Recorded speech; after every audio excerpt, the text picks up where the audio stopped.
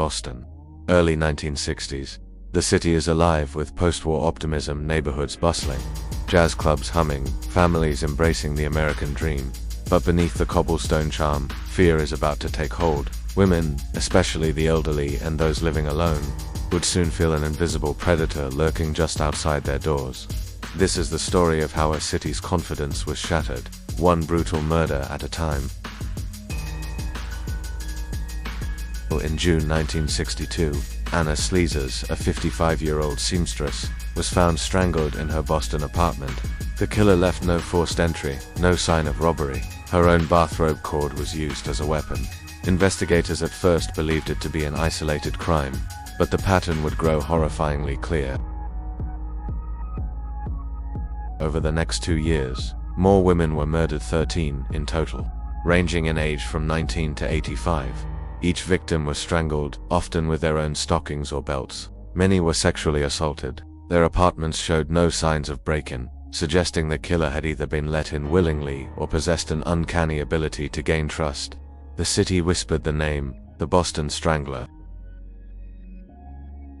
As the bodies piled up, panic swept through Boston. Women nailed their windows shut. Hardware stores sold out of locks. Families urged daughters and mothers not to live alone. The press sensationalized the killings, and every new headline deepened the paranoia. It wasn't just a murderer stalking Boston, it was the feeling that safety itself had vanished. Law enforcement faced a nightmare. Different jurisdictions, overlapping cases, and a lack of modern forensic tools made it nearly impossible to connect the murders conclusively. Profiling didn't yet exist in the form we know today. The randomness of victims, young, old, rich, poor, confounded investigators. Was this the work of one man or several? In 1964, police arrested Albert DeSalvo, a petty criminal with a long history of burglary, breaking and entering, and a disturbing obsession with women. DeSalvo confessed not only to the stranglings, but to over 100 sexual assaults. His accounts included details that seemed to match crime scenes, but others didn't quite add up. DeSalvo's confession became the backbone of the prosecution, but doubts loomed. He had a habit of exaggerating, and some crime scene details he got wrong. Critics argued that police and prosecutors, desperate for a resolution, accepted his story without ironclad evidence.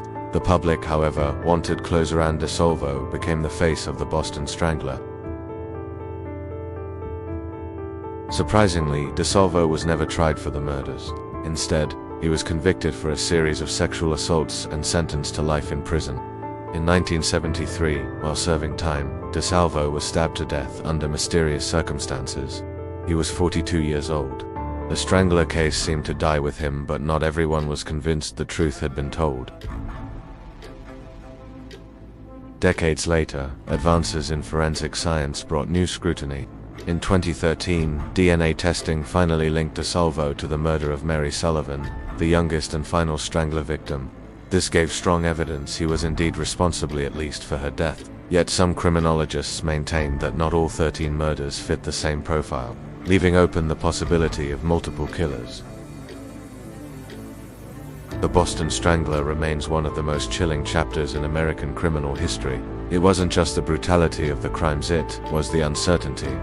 Was it truly one man? Were there others still unaccounted for? The case taught police the importance of forensic evidence, victimology, and interdepartmental cooperation. For Boston, the fear of the early 1960s lingers like a ghost, a reminder of the days when every unlocked door felt like an invitation to death.